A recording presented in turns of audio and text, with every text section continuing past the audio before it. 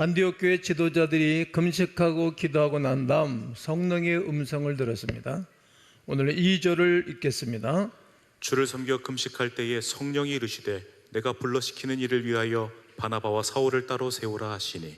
성령님께서 간절하게 기도하실 때에 응답으로 다가와 주셨습니다. 이 위대한 진리는 2000년 동안 변남 없이 진리 가운데 우리에게 찾아오시는 선물입니다. 그러므로 기도를 게을리하는 사람, 기도를 하지 않는 사람, 기도가 막혀져 있는 사람들에게는 마치 영적인 소경과도 같습니다. 지난 한 주간 특세를 통해서 말씀을 드렸습니다만 쉬지 말고 기도하라, 이런 말씀을 증거하였습니다. 간구해야 되고, 그리고 기도하고 간구하는 사람들을 통하여서 하나님이 역사하시기 때문입니다. 또 언제 성령께서 자기 뜻을 밝힙니까? 하나된 성도들의 모임, 에클레시아 가운데 하나가 됐을 때 주의 음성을 들을 수 있습니다. 교회 안에서 갈등할 때 성령은 근심하시고 탄식하시고 말씀하지 아니하실 것입니다.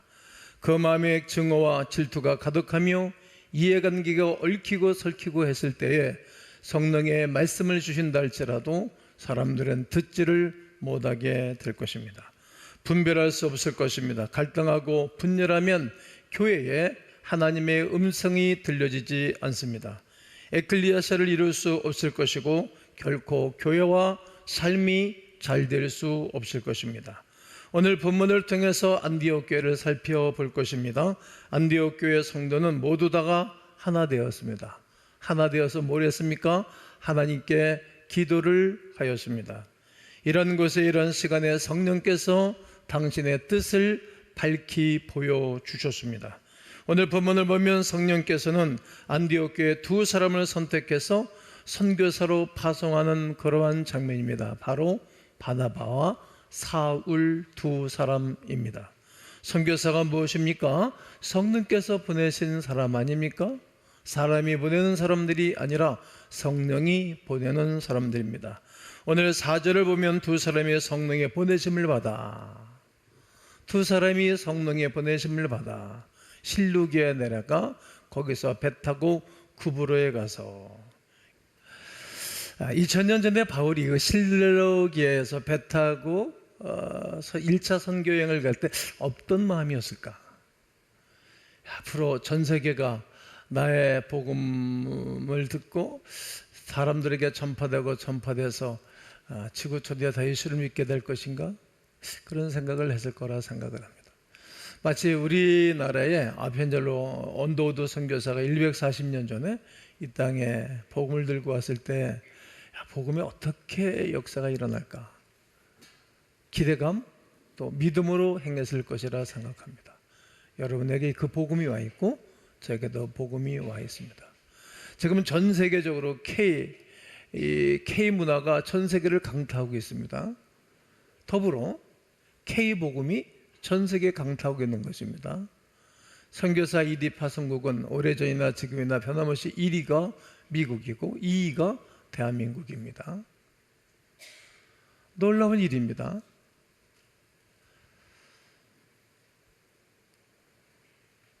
우리 교회도 매해마다 겨울과 여름 되면 선교를 가죠. 인도에 20여 개의 교회를 건축해주고 필리핀에도 여러 개의 교회를 건축해 주었습니다.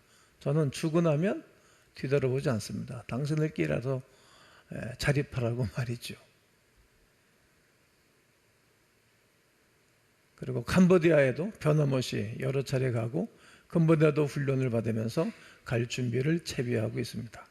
지나간 해는 필리핀에 선교를 갔다가 와서 거기에서 학생들을 길러주면 고맙다고 해서 가정들이 200만 원씩 헌금을 해서 학생들 3사람을 교육하고 또 훈련시켜주고 있습니다. 또 2026년도 1월 달에는 우리 일본의 오사카에 20명을 보내는데 15명이 지원을 하고 5명이 남겨져 있습니다. 변함없이 우리는 복음을 전가하러 가는 것입니다. 이처럼 바울과 바나바가 선교를 떠났습니다. 실루기아를 내려가서 이 구브로로 갔습니다. 구브로는 튀르키예 바로 옆에 있는 조그만 섬입니다. 바로 구브로는 바울의 고향입니다. 바울의 고향, 선교사의 고향을 찾아갔다는 거예요. 그리고 배를 타고 지금의 튀르키예 남부로 내려갔습니다. 바브라는 지역을 지나 배를 타고 밤벨리아로 내려가서 버가에 이릅니다. 이것은 흔히 갈라디아 지역인데 누구의? 바울의 고향입니다. 바나바의 고향, 바울의 고향을 찾아가서 복음을 전했던 것입니다. 이를 통해서 알 수 있는 선교의 원리가 있습니다. 내가 잘 아는 것을 먼저 전도의 대상으로 삼는 것입니다. 그리고 또 하나의 원리가 있습니다. 바나바와 바울이 향한 것은 헬라 지역이지만 그들이 전도한 대상으로 삼은 것은 헬라 지역 이방 땅에 있는 디아스포라 유대인들이었습니다. 본격적인 선교가 시작된 갈라디아에서는 휘당에 들어가 유대인들을 상대로 열심히 복음을 전해줬습니다. 5절을 읽겠습니다. 시작. 살람이 이르러 하나님의 말씀을 유대인의 여러 회당에서 전할세 요한을 수행원으로 두었더라. 그렇습니다. 이렇게 두 번째 원칙은 바로 가까운 사람을 향해서 먼저 전도에 힘썼던 것을 알 수 있게 됩니다. 우리가 화요일마다 전도를 하고 또 청소년부는 목요일마다 전도를 합니다. 토요일마다 교사들이 전도합니다. 그럼 매달 첫째 주에 각 기간별로 전도하러 나가라고 가방에다가 전도지도 담아주고 있습니다. 또 청년들은 한 달에 한 번씩 부천역에 그 옆에 역에 가서 복음을 전해주고 있습니다. 이런 것이 아주 훌륭한 일입니다. 성령의 역사하심이 오늘 우리 가운데 와 있다는 것을 알 수 있게 됩니다. 하지만 이 시대에 더욱 효과적인 전도가 무엇일까요? 우리의 오이코스들을 찾아가서 그들에게 복음을 전해주는 것입니다. 오이코스란 잘 알시겠지만 확대된 가족을 의미합니다. 나의 가족, 친척, 친구, 이웃을 먼저 전도하는 것입니다. 그들에게는 접점점이 우리에게 이미 형성되어져 있기 때문입니다. 바나바와 바울이 유대인을 먼저 전도하는 것은 같은 민족이라는 접점이 있었기 때문에 쉬웠을 것입니다. 제가 미국을 떠나던 지는 약 30년이 됐습니다. 그때 30여 년 전에는 많은 우리 한인들이 없었습니다. 점점 늘어났습니다. 그런 가운데 제 친구들, 선배들, 그런 친구들을 만나게 되어지면 운전하라고 간다든지 길을 걸어갈 때 한국 사람처럼 보이면 쫓아간다는 거예요. 계속 식당 들어가서 자기 명함을 주고 복음을 전한다는 거예요.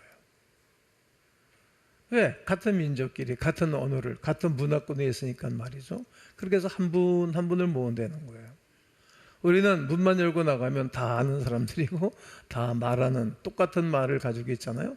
오늘 우리는 이런 분들에게 예수 그리스도의 생명의 복음을 증거해 줘야 할 줄로 믿습니다. 이것이 성도들이 이 땅을 걸어가는 여정 가운데 반드시 해야 할 일이라는 거예요. 또 바나바 바울이 그들에게 민족적인 접점을 찾았던 이유는 구약 성경과 신약 성경에 접점이 있기 때문에 그래요. 성경을 안다는 거죠. 하나님에 대해서 알았기 때문에 그들을 찾아가서 복음을 전해줬던 것입니다.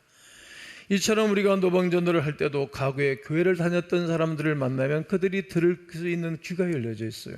그들에게 복음을 전해주어야 하는 것입니다. 요즘은 가나안 성도가 많습니다. 안 나가는 교인들이 많아요. 그들을 찾는 거예요. 또 코로나 팬데믹을 지나가면서 유튜브 방송을 시작했는데 실은 이거 접어야 되는데 시대의 흐름이 그렇지 않아서 1부, 2부, 3부 수요 예배, 철회 예배, 새벽 예배도 계속 쏴주고는 있어요. 이들에게 복음을 전해주고 이들이 예배당에 오도록 권면하고 이끌어내야 될 것입니다. 바나바와 바울은 유대인의 회당을 늘 방문해서 복음을 전해줬습니다. 장소와 환경 모든 것을 이용할 줄 아는 것이 전도의 세 번째 원리라 생각합니다. 이 원리는 바울의 선교 여행 중에 끊임없이 드러나고 나타내 보여주고 있습니다. 오늘 본문에서 중요한 사건이 등장하지요.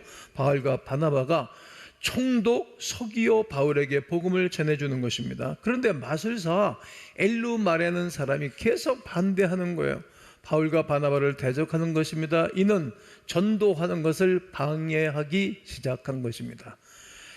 성도 여러분, 우리가 복음을 전하는 색을 감당할 때 필연적으로 사단과 마귀는 방해한다는 것을 알아야 됩니다. 자기의 영역이 좁아지고 마귀의 백성들을 빼앗기니까 누가 허용하겠습니까? 오늘 본문 10절은 제가 읽겠습니다. 이르되 모든 거짓과 악행이 가득한 자요 마귀의 자식이요 모든 의의 원수요 주의 바른 길을 굳게 하기를 그치지 아니하겠느냐. 복음을 방해하는 것은 거짓과 악행이 가득한 일입니다. 생명의 복음이 증거되어지는데 방해하는 거짓과 악행이라는 거예요. 그런 자는 마귀의 자식이며 모든 의의 원수라고 표현하는 것입니다. 의의 원수라는 말은 의는 믿음, 의는 복음, 의는 예수 그리스도를 말합니다. 이것을 방해하는 것이다, 이런 말입니다. 그리고 복음을 반대고 거역하고 핍박하는 사람들이 2000년 동안 수없이 많이 있었고 성경에도 찾아볼 수 있습니다. 세상에 이런 사람들이 얼마나 많이 있습니까? 그래서 때로 복음을 전하는 자들은 피를 흘리는 것과 같은 아픔과 그리고 고통을 당할 때가 있습니다. 희생할 때도 있는 것입니다. 그런데 아주 감사한 것은 그러한 모든 역경과 반대 속에서도 하나님의 성령의 충만함으로 이 복음을 전할 수 있습니다. 성령의 충만함을 우리가 또다시 입어야 될 것입니다. 오늘 구절을 다 함께 읽겠습니다. 시작. 바울이라고 하는 사울이 성령이 충만하여 그를 주목하고. 그렇습니다. 바울이라고 하는 사울 이름이 바뀌었어요. 이 사람이 성령이 충만하여 그를 주목했어요. 반대하는 자를 주목했다는 거예요. 우리는 반대하는 자를 피해서 도망가려는지 모르지만 반대하는 자를 주목했어요. 성령이 충만하면 그 누구도 무섭지 않아요. 그 누구도 두렵지 않고 왕도 무섭지 않고 귀신 들린 사람도 무섭지 않은 것입니다. 성도 여러분, 복음을 전하는 자를 향해 하나님께서 준비해 주신 것이 있습니다. 무엇입니까? 바로 성령의 충만함입니다. 성령의 충만함을 사모하십시오. 성령의 충만함의 역사하심을 기대하십시오. 이것은 복음을 전하는 것만이 아니라 모든 일을 행하는 가운데 있어서 우리가 필요한 덕목이고 부분입니다. 성령께서 역사하실 때가 있습니다. 그것을 향해, 그때를 향해 나아가야 됩니다. 어디에 가야 되는지 우리는 너무나도 잘 알고 있죠. 때로는 위협을 무릅써야 됩니다. 고통과 아픔도 감수해야 할 우리의 부분이 있습니다. 그럼에도 불구하고 생명을 다해 언치다는 그것이 바로 생명의 성령이 역사하는 장소입니다. 생명을 다해 희생하고 봉사하는 그때가 성령이 역사하시는 때입니다. 그때 하나님의 역사를 경험할 수 있습니다. 느낄 수 있습니다. 분별할 수 있게 될 것입니다. 가만히 있어서는 알 수 없습니다. 희생하지 않고 수고하지 않는 이들에게는 성령의 임재와 성령의 은혜를 누릴 수 있는 기회가 없기 때문입니다. 행동에 신앙이 없다면 날마다 기도하여도 성령의 충만함을 경험할 수 없습니다. 말씀을 보십시오. 누구에게 성령이 충만한 것입니까? 예수 그리스도의 영광을 위해 헌신하는 그 현장과 생명을 다하는 그때에 하나님의 성령의 임재가 일어나게 될 줄로 믿습니다. 나는 우리 성령께서 여러분과 저를 사로잡는 거룩한 시간 되기를 축복합니다. 우리가 방금 읽은 구절, 이제부터 성령은 사울을 바울이라고 부르기를 시작하는 것입니다. 9절에 바울이라고 하는 사울이 성령이 충만하여 그를 주목하고 이름이 바뀌었습니다. 이름을 바꿔 부른 것은 바울이 전도 여행을 하는 것이 헬라 문화권이기 때문입니다. 헬라식으로 이름을 바꾸어 준 것입니다. 헬라식으로 이름을 바꿔주면 선교에 매우 유용하였기 때문입니다. 그런데 성경은 이름을 바꿔 부르는 것만이 아니라 리더십의 변화가 일어나는 것을 더 중요시 여기고 있습니다. 지금까지는 바나바와 사울이라고 계속 기록을 남겨놓았습니다. 바나바를 먼저 말하였는데 이제부터는 바울이 먼저 나오는 거예요. 바울의 이름이 앞에 있어요. 그러니까 리더십이 바뀌었다 이 말입니다. 이제부터 바울이 그 리더십을 발휘하고 있는 거예요. 바울이 교회로 말하면 휘장이고 교회로 말하면 이렇게 인도자라는 거예요. 바뀌었어요. 그렇다면 이 영적 리더십은 누가 바꾼 것입니까? 사람이 바꾼 것입니까? 아닙니다. 성령이 바꾸어 주신 것입니다. 바르게 성령의 충만함을 주시면서 이제 그 접점의 리더십이 완전히 바뀐 것입니다. 바나바에게서 바울로 말이죠. 하나님께서 바울을 이방인의 사도로 택하신 것입니다. 하나님께서 이제는 바울을 앞세우셔서 하나님의 일을 하고 계십니다. 바나바가 멋있는 것은 거기에 복종하고 순종하는 거예요. 얼마나 귀하고 아름다운지 모릅니다. 우리도 그래야 되지 않을까 생각해 봅니다. 성령께서 어느 분을 쓰신다고 생각하면 그분에게 순종하는 것, 그것에 복종하는 것, 이것이야말로 성령의 사람이요 하나님의 사람들의 행위라 생각합니다. 시기하고 질투하면 될 것도 안 될 것입니다. 설교를 처음 시작하면서 말씀을 드렸습니다. 에클레시아를 세우는 것에 하나 되는 것입니다. 교회가 하나 되고, 가정이 하나 되고, 기업이 하나 되고, 나라가 하나 되면 잘 됩니다. 하나님은 하나 되게 하시는 분이시지 둘로 나누어지고 파괴하고 파손하는 분이 아닙니다. 그런 의미로 전 세계를 바라보고 그런 의미로 국가를 바라보면 기도 제목이 저절로 흘러나옵니다. 오늘 대피기도 하신 장로님은 기도 준비를 잘 하셔서 하셨습니다. 감동이 되었습니다. 하나 되게 하는 것입니다. 성령께서 역사하시는 것에 복종하는 것이 하나님의 뜻에 복종하는 것입니다. 그런데 선교 여행 중 불편한 일이 발생합니다. 13장 13절을 읽겠습니다. 바울과 및 동행하는 사람들이 바보에서 배 타고 밤빌리아에 있는 버가에 이르니 요한은 그들에게서 떠나 예루살렘으로 돌아가고. 버가에서 요한이 어디로? 예루살렘으로 돌아간 거예요. 자기가 활동하던 무대로 다시 돌아갔던 것입니다. 그러니까 아주 쉬운 말씀으로 드리면 선교 여행하는 도중에 하차한 것이죠. 여러 가지 이유 때문에 돌아갔다는 것입니다. 여러분, 어디 목적지를 향해서 길을 가고 함께 무슨 일을 할 때 누군가가 그 자리를 비워버리면 그 공간이 너무 큰 거예요. 힘들었겠죠? 이런 일들을 우리가 수없이 많이 경험할 것이라고 생각합니다. 선교가 본격적으로 시작하기도 전에 한 사람이 하차를 한 것입니다. 분위기를 다 망쳐버린 것입니다. 37절과 38절을 보면 바나바는 마가라 하는 요한도 데리고 가고자 하나 이제 바나바가 그의 조카가 마가입니다. 데리고 가고자 하나 바울은 밤빌리아에서 자기들을 떠나 함께 이르러 가지 아니한 자를 데려가는 것이 옳지 않다. 이래서 서로 티각티각 싸움을 하게 됩니다. 그리고 다시 선교를 하기 위해 출발하려고 할 때 바울은 예전에 요한이 중도 포기한 것에 대해서 상처가 있는 거예요. 그리고 괘씸한 생각도 있었을 것이고 그리고 같이 데려갈 수 없어. 그리고 반대를 하는 것입니다. 이 사람이 누구입니까? 이 마가라고 하는 요한은 마가복음을 기록한 저자예요. 대필자라는 말이에요. 마태, 마가, 누가, 요한 다 사람들 이름이잖아요. 근데 마가는 마가복음을 기록한 아주 영적인 거성입니다. 성경을 기록하는 놀라운 일에 쓰임 받은 사람인데 중도에 하차하는 오점을 남겼습니다.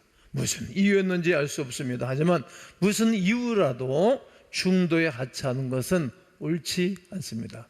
중도에 하차하는 것은 바람직하지 않습니다. 이 이야기는 평생도록 들어야 되고 성경에 기록 남겨져 있어서 오늘 우리가 또 교훈을 삼는 것입니다. 이 다음에 하늘나라 가서 마가를 만나서 인터뷰할 생각이에요. 왜 그랬어 그때? 성경을 낱낱이 기록해주고 있지 않기 때문입니다. 성경학자들이 여러 가지 이유로 말합니다만 그 중에 합리적으로 생각해 보면 이런 이유가 아닐까 생각해 봅니다. 선교에 힘이 듭니다. 여러분, 이 더운데 집에서 샤워하고 시원한 음식 먹고 에어컨 바람 쐬는 게 좋지, 이 무더운 날씨에 푹푹 찌는 여름 날씨에 선교 현장 가서 쉽겠어요? 먹는 음식이 맛이 있습니까? 잘 안 맞잖아요. 잠을 제대로 잡니까? 생활이 얼마나 불편한지 모릅니다. 우리가 선교를 여러 번 갔다 오신 분들은 다 알 것이라고 생각합니다.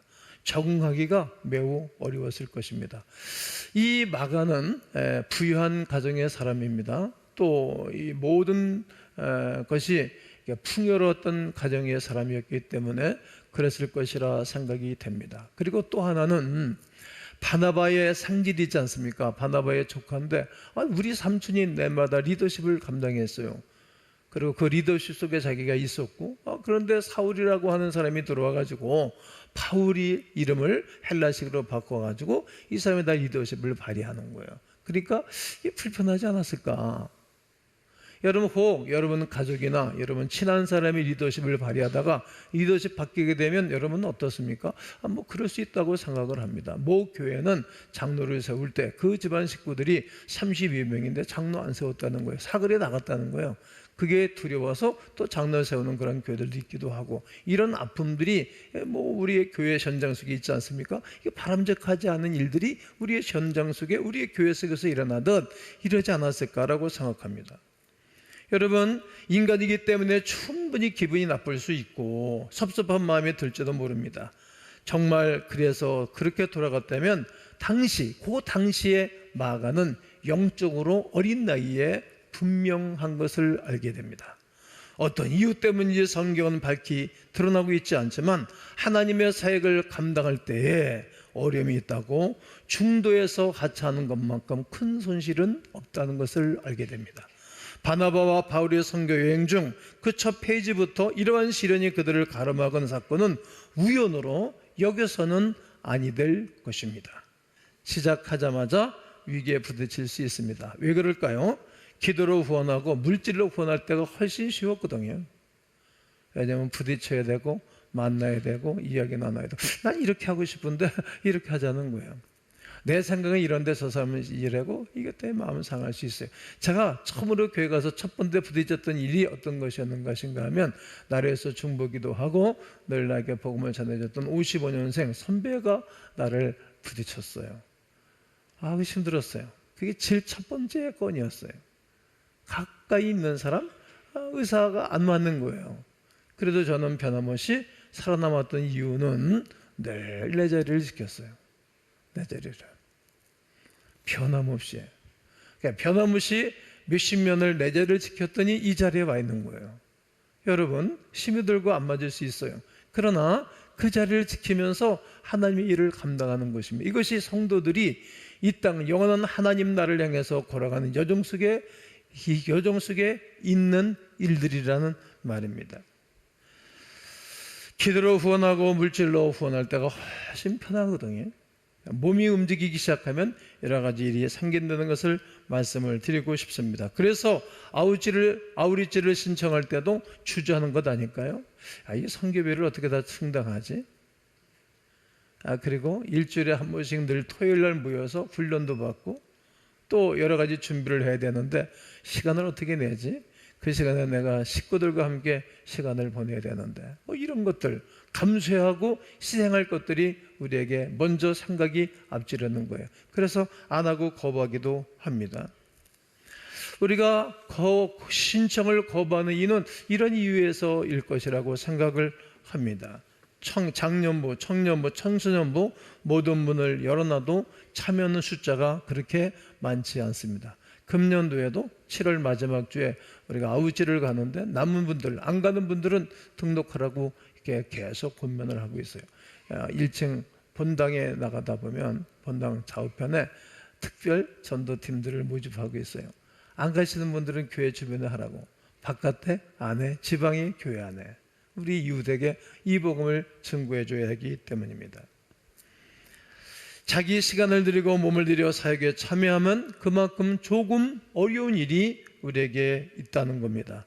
얼마나 무섭게 사탄 마귀가 가로막고 시험을 들게 하는지 모릅니다. 꼭 기억해야 됩니다.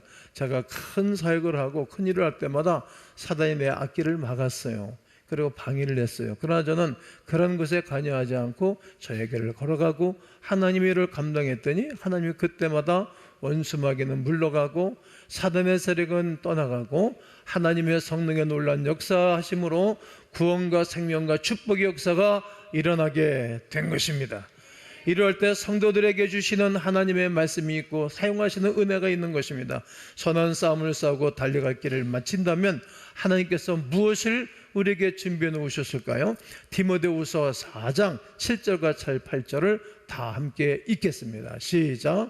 나는 선한 싸움을 싸우고 나의 달려갈 길을 마치고 믿음을 지켰으니 이제 후로는 나를 위하여 의의 면류관이 예비되었으므로 주 곧 의로우신 재판장이 그날에 내게 주실 것이며 내게만 아니라 주의 나타나심을 사모하는 모든 자에게도니라. 아멘. 우리 하나님이 양파를 버리시고 그리고 면류관을 준비해 놓으시고 여러분들에게 쓰여줄 그날이 있을 것입니다. 확신하십니까? 나는 믿습니다. 하나님은 우리에게 오늘도 이 성령의 충만함과 은사를 부어주셔서 당신의 백성들을 통해 영광 받으시는 위대한 역사가 오늘 거룩한 주를 오신 여러분 모두에게 임재하기를 주 예수 그리스도의 이름으로 축원합니다.